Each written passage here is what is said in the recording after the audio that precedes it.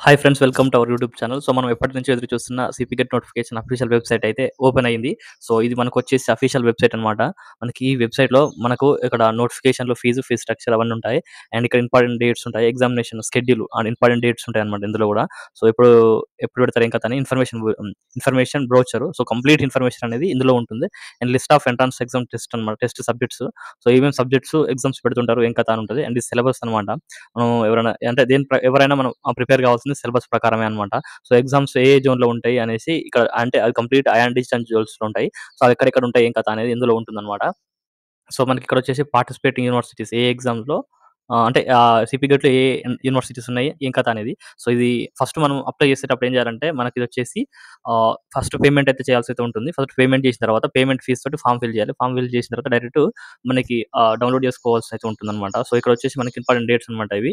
So, ఇవి మనకు already తెలుసు. అండ్ ఎస్పెషల్లీ ఇది మెయిన్ అనమాట. ఇంతకుముందు ఇది లేకుంటుండే. ఫస్ట్ అయితే ఇది చూసుకోండి.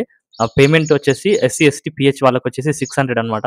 అండ్ 800 వచ్చేసి రూపీస్ వచ్చేసి ఫర్ బీసీలకి వాళ్ళకుంటుంది. బీసీలకి, ఓసీలకి వాళ్ళకుంటుంది. అండ్ అడిషనల్‌గా ఒక్కొక్క సబ్జెక్టు నేను చెప్పాను గదా! ఇప్పుడు ఎవరన్నా ఒక సబ్జెక్ట్ కాకుండా 2 సబ్జెక్టులు, 3 సబ్జెక్టులు చేస్తారు గదా!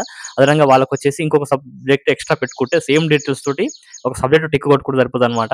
సో, అది ఎట్లా అప్లై చేయాలి ఏం కథ అనేది నేను చెప్తాను. సో, ఇదొచ్చేసి అడిషనల్ సబ్జెక్ట్ ఫీజ్ అనమాట.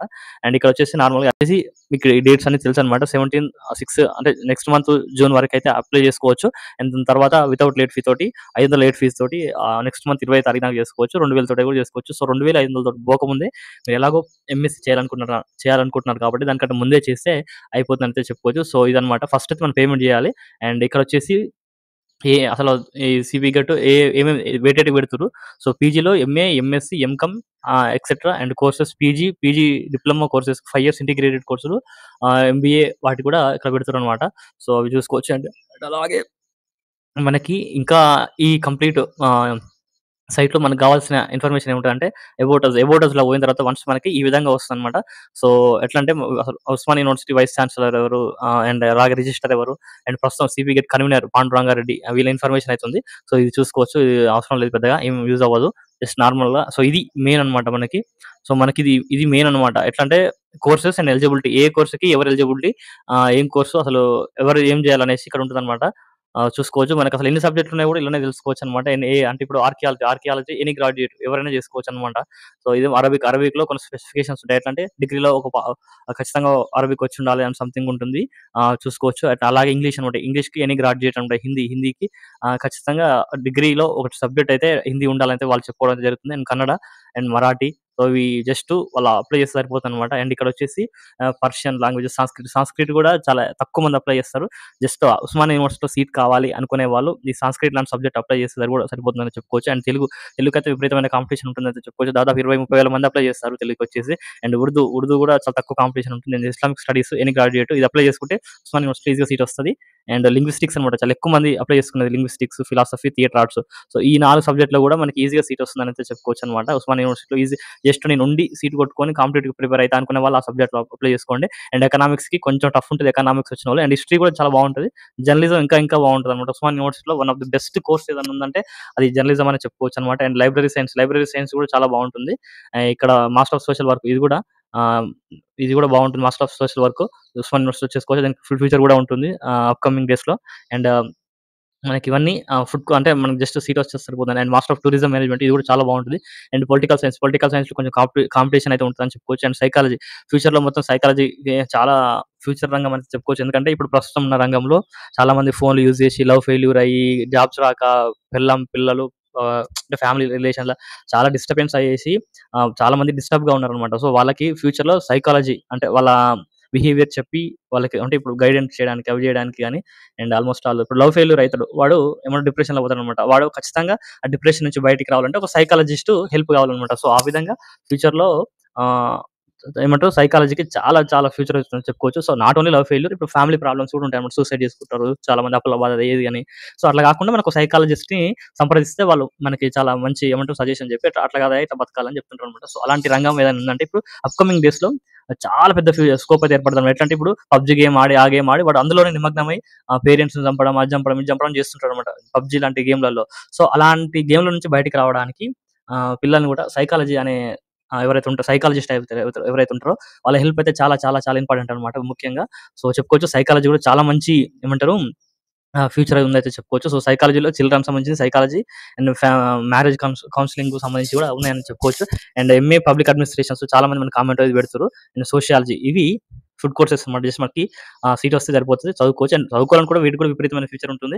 అండ్ యూపీఎస్సీ ప్రిపేర్ అవ్వాలంటే కూడా ఇవన్నీ ఆప్షనల్ సబ్జెక్ట్స్ కూడా మనం కూడా పెట్టుకోవచ్చు అనమాట. అండ్ ఇక్కడ వచ్చేసి మనం ఎంకామ్ అనమాట. ఎంకామ్‌లో ఎవరైనా ఎనీ డిగ్రీ అనమాట. ఎంకామ్ చేయాలనుకున్న వాళ్ళు కంప్యూటర్ అప్లికేషన్ గాని, బ్యాంకింగ్ గాని, ఫైనాన్స్ గాని వీళ్ళందరికీ జస్ట్ ఎంకామ్ టెస్ట్ రాసి ఇక్కడ మనకి ఉండాలి. సో దానికి ఎనీ డిగ్రీ క్వాలిఫికేషన్ అనమాట. సో ఇవన్నీ క్వాలిఫికేషన్స్ అనమాట. MEd and MPEd. సో వీటికి చూసారు కదా, ఇక్కడ బీఈడీ ఉండాలి. ఇక్కడ వచ్చేసి బీఈడీతో పాటు సో వీటికి బీఈడీ అయితే ఎలిజిబుల్ అయితే చెప్పుకోవచ్చు. అండ్ ఇకపోతే మనకి సైన్స్ బ్యాక్‌గ్రౌండ్ అనమాట. సో సైన్స్ బ్యాక్‌గ్రౌండ్‌లో ఖచ్చితంగా బాటనీ చేయాలంటే ఇది వేరే వాళ్ళు ఎవరు చేయరు. ఖచ్చితంగా బాటనీ అంటే డిగ్రీలో బాటనీ ఉన్న వాళ్ళు చేస్తారు. అండ్ కెమిస్ట్రీ కూడా దాదాపు కెమిస్ట్రీ అంటేనే భయపడే సబ్జెక్ట్ ఉంటుంది. అండ్ కెమిస్ట్రీలో కూడా మనకి ఆర్గానిక్ కెమిస్ట్రీ చాలా బాగుంటుంది. ఇనార్గానిక్ ఇవన్నీ మనకి ఖచ్చితంగా మంచి టాపికే కావాలి. మనం అనుకున్నది చేయాలనుకున్నప్పుడు ఏమైతుందంటే మనకి టాప్ 50 లోపు ఉండాలన్నమాట. సిపి గెట్ ర్యాంక్‌లో ఇండివిడ్యువల్ సబ్జెక్ట్. ఇప్పుడు కెమిస్ట్రీ రాసినాం అనుకోండి. కెమిస్ట్రీలో మనం టాప్ 50లో ఉంటే మనకైతే మంచి ర్యాంక్ అయితే వస్తుంది. అండ్ మనం అనుకున్న సబ్జెక్ట్ చేయొచ్చు. ఇనార్గానిక్ కెమిస్ట్రీ చేయొచ్చు. అండ్ ఆర్గానిక్ కెమిస్ట్రీ ఖచ్చితంగా ఆర్గానికే కావాలనుకుంటే ఆర్గానికే చేయొచ్చన్నమాట. సో ఆ విధంగా ఉంటుందన్నమాట. సో టాప్ 50లో తెచ్చుకుంటే మనకి ఉస్మానియా యూనివర్సిటీలో ఏమైందంటే 1, 2 ర్యాంక్స్ ఉంటాయి కదా సిపి గెట్‌లో. అంటే సిపి గెట్ ఇప్పుడు ఫర్ ఎగ్జాంపుల్ ఈ జాగ్రఫీ సబ్జెక్ట్ ఉందనుకోండి. ఈ జాగ్రఫీ సబ్జెక్ట్‌లో మనకి 1, 2 సబ్జెక్ట్ వచ్చిన వాళ్ళు ఉంటారు కదా! 1, 2 ర్యాంక్ వచ్చిన వాళ్ళు. వాళ్ళకేమైద్దంటే సెంట్రల్ గవర్నమెంట్ నుంచి ఒక స్కాలర్‌షిప్ అయితే వస్తుంది. ఆ స్కాలర్‌షిప్ ఎన్ఎస్‌పీ అనే స్కాలర్‌షిప్ వస్తుంది. ఆ ఎన్ఎస్‌పీ స్కాలర్‌షిప్‌లో 1, 2 ర్యాంక్ వాళ్ళకి ఇయర్‌లీ 35,000 ఇస్తారు. ఒక సంవత్సరానికి వచ్చేసి 35,000-40,000 ఇస్తారు.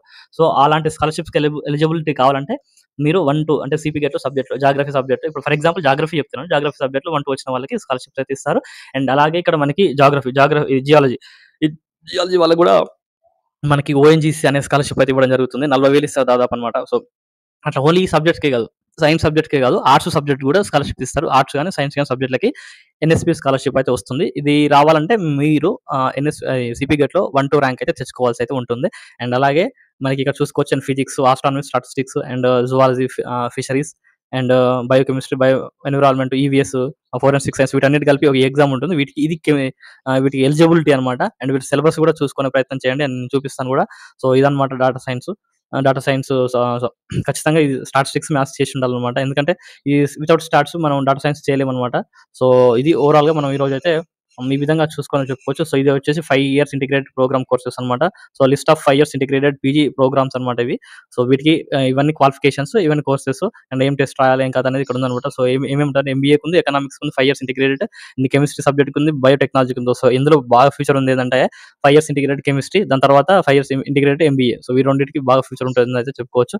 అండ్ అలాగే ఇకపోతే మన ఛానల్ ఇప్పటివరకు ఎవరైనా సబ్స్క్రైబ్ చేయండి. అండ్ ఇక మరిన్ని వివరాల్లోకి వెళ్ళినట్టయితే మనము ఇది హోమ్ పేజ్ అన్నమాట. సో అప్పుడే నెక్స్ట్ వీడియో ఏంటంటే ఎట్లా అప్లై చేయాలి, ఏం కథ, అప్లై చేసేటప్పుడు చేయకూడని మిస్టేక్స్ ఏంటనేది నేను వీడియోలో పెడతాను. చూడండి, ఎక్కడ కూడా స్కిప్ చేయకుండా మన ఛానల్‌ని మీ ఫ్రెండ్స్ ఎవరైనా ఉంటే షేర్ చేయండి, సబ్స్క్రైబ్ చేయండి. అండ్ ఈ ఓయూ బిడ్ అనే ఛానల్‌ని ప్రత్యేకంగా మీకోసమే పెట్టిందని అయితే గుర్తుంచుకోండి. Thank you.